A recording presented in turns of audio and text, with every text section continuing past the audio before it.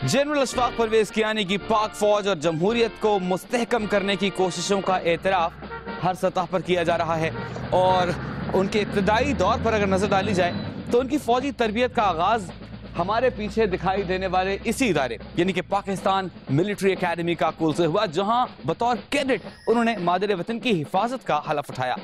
अगस्त 1971 में वो second lieutenant के तौर पर पाक फौज की बलोच रेजिमेंट में भर्ती हुए और अपने पेशेवराना करियर का आगाज किया। इसके साथ साथ अपने तालीमी सिलसिले को भी जारी रखा।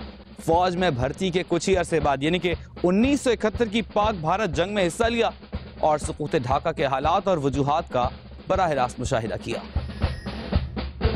जनरल कियानी ने 1988 में बेनजीर भुट्टो शहीद के साथ बतौर डिप्टी मिलिट्री सेक्रेटरी की खिदमात सर अंजाम दी और तरक्की की मनाजिल तय करते हुए सन 2000 में डायरेक्टर जनरल मिलिट्री ऑपरेशन तैनात हुए।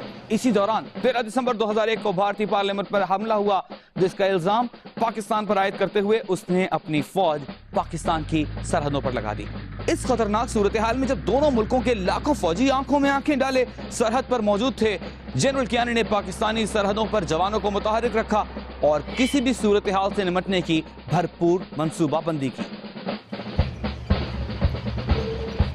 उनकी उम्दा हिकमत अमली और अनथक मेहनत को मद्देनजर रखते हुए उन्हें तरक्की मिली और वो कामयाबी की सीढ़ी पर एक कदम और आगे बढ़ गए। 3 सितारे अपने कांधे पर सजाए और साथ साथ कोर कमांडर रावलपिंडी की जिम्मेदारी भी संभाली। 2004 में पाकिस्तान की खुफिया एजेंसी ISI की क़यादत संभाल ली।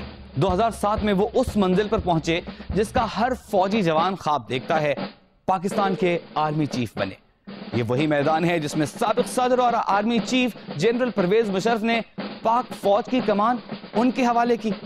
ओहदा संभालने के बाद उन्होंने पाक फौज को सियासत से दूर रखने के लिए कई इक़दाम किए और जमहूरियत को मुस्तहकम करने के लिए सियासी हुकूमतों की हौसला अफजाई की। इसके साथ साथ दहशतगर्दी के खिलाफ एक मौक़िफ़ भी इख्तियार किया, जिसके नतीजे में स्वात और वजीरिस्तान में कई अहम कामयाबियां हासिल की और मुल्क के सरहदी इलाकों में हुकूमती रेड कायम की। अपनी फौज का हौसला बुलंद रखने के लिए अगले मोर्चों में जाकर जनरल कियानी ने दहशतगर्दों के खिलाफ जंग में हिस्सा भी लिया।